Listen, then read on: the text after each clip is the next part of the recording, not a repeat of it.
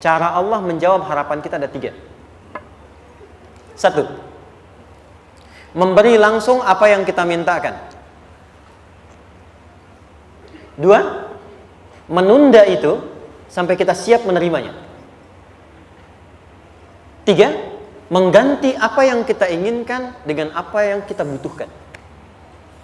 Saya ulang ya. 1, memberi langsung apa yang kita mohonkan.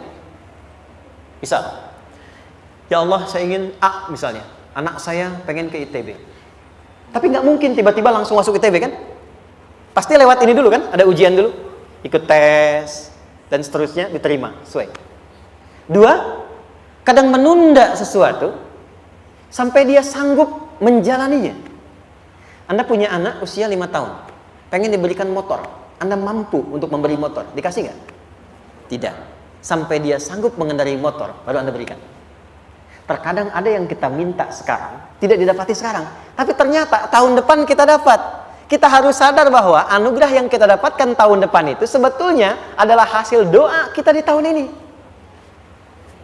Pernah dengar nggak kisah viral? Nabi itu berdoa, baru dikabulkan setahun setengah. Setahun 6 bulan. Padahal itu Nabi loh. Kiblat pertama kita kemana? Palestina kan? Baitul Maqdis kan? Nabi berdoa, mohon terus nengok ke langit.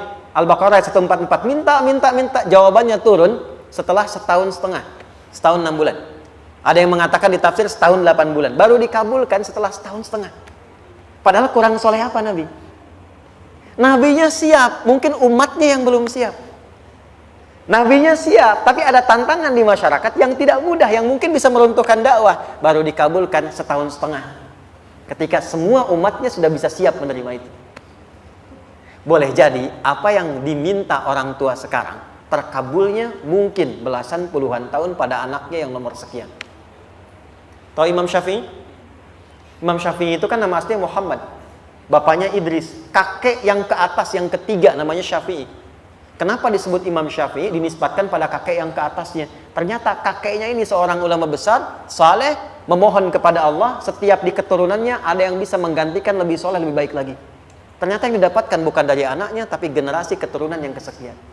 Anda belum sekarang bisa hafal Quran. Misalnya, Anda bermohon, berdoa, boleh jadi yang hafal, mungkin bukan di anak, bisa di cucu, bisa di bagian keluarga yang lain. Maka, terkadang tawakal itu tidak hanya memberikan hasil yang cepat, tapi memberikan keindahan yang terasa tertunda, tapi melengkapi kebahagiaan yang dirasakan. Penutupnya, boleh jadi minta ke ITB, diterimanya di Unpad. Minta motor, dapatnya mobil. Kalau itu senang, luar biasa. Minta mobil, dapatnya motor, gitu kan?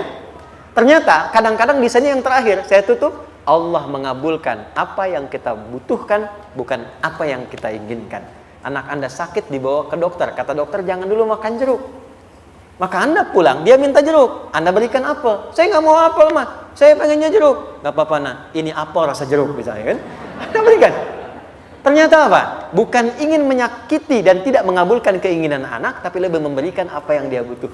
Kadang-kadang maaf ya, teman-teman mintanya proyek A, udah capek, di situ nggak dapat, dapatnya di yang lain. Teman-teman, itu Allah berikan sebetulnya hasil ikhtiar Anda yang sebelumnya. Cuma dikasih yang lebih baik, yang tidak Anda pernah bayangkan maslahat.